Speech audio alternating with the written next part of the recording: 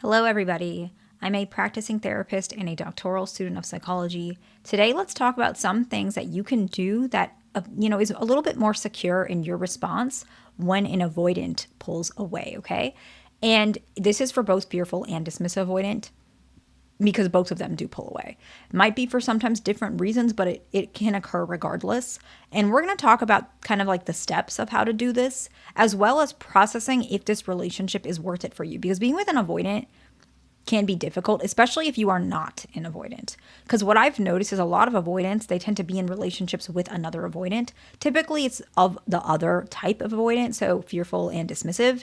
But usually the reason those relationships are more tolerated is because both of them can kind of understand the other, and they definitely they have a similar need for space. Sometimes it's a little bit more extreme, but overall, both of them can tolerate space a little bit easier than anxious, preoccupied, insecure. I actually see that anxious, preoccupied does pretty good with avoidance once they understand the reason why some of these things happen. Because the reality is, anxious, preoccupied folks, the main reason being with an avoidant can be really difficult is because there's a lot of ambiguity. But with a fearful avoidant and a dismissive avoidant, for example, there's less ambiguity simply because they can kind of understand the other person. But an anxious preoccupied is very different from a dismissive or fearful avoidant, especially a dismissive avoidant, that the behaviors are confusing because they don't do it themselves. So it's very, very absent of security. And you might feel like you're going to be abandoned because of that. But once you understand that, I see anxious, preoccupied, and avoidance work. I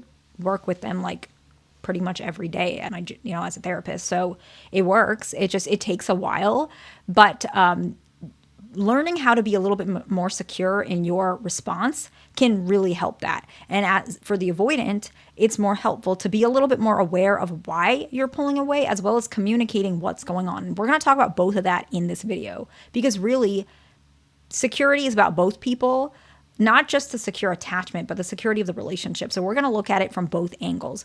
The first one is you want to take a moment to process how you're feeling about the situation. When an avoidant pulls away, there's usually a narrative in your mind. And that narrative might paint a incorrect picture of what's happening.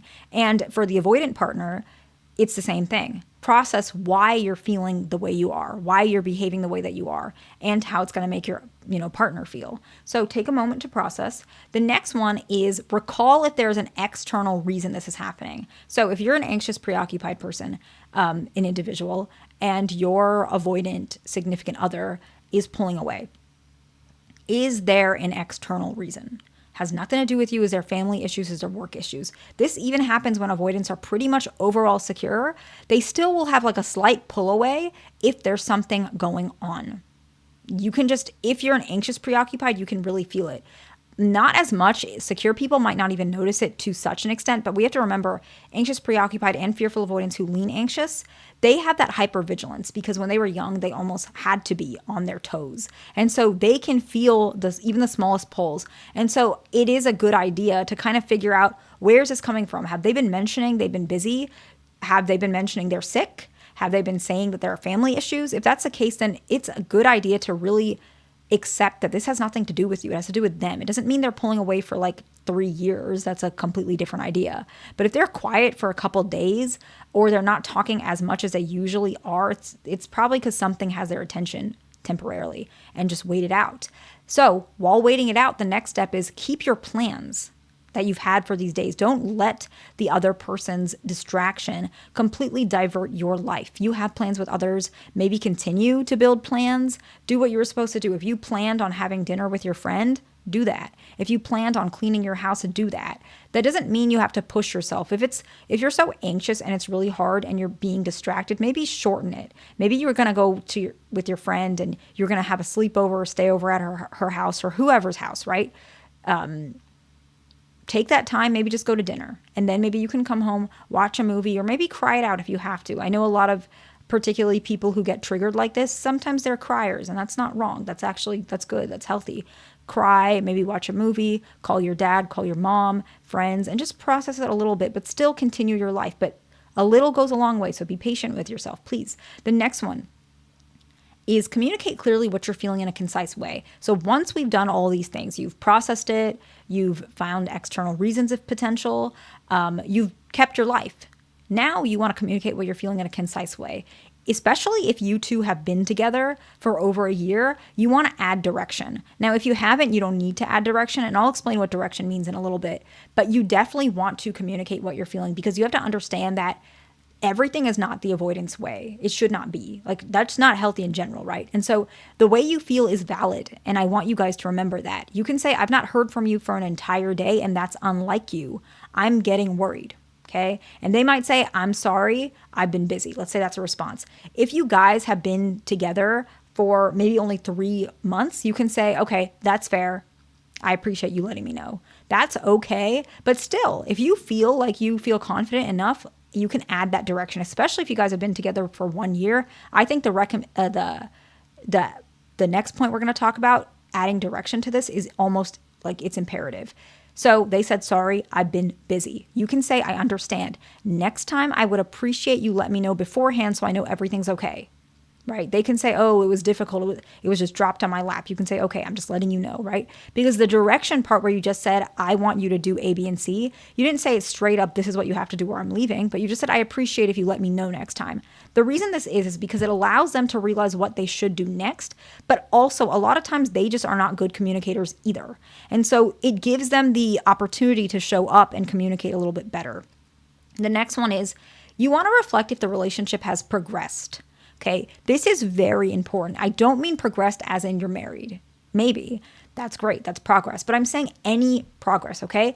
Let's say I have a couple where this is really common, and I don't know if I'm ever going to be able to make a video on this because it's kind of explicit, but we can talk about these things in a psychological and productive way on calls, as long as it stays relatively as long as it stays within the psychological realm. However, a lot of times avoidants pull away in the bedroom, right? And a good way to see if there's progress is if they're still a little physical with you. It doesn't even have to be so physical and touchy, but even if they are comfortable putting their hand on your leg, that's still a step, especially if right after they cut off physical intimacy, because a lot of them do that around like the 6-year mark to the 1-year mark.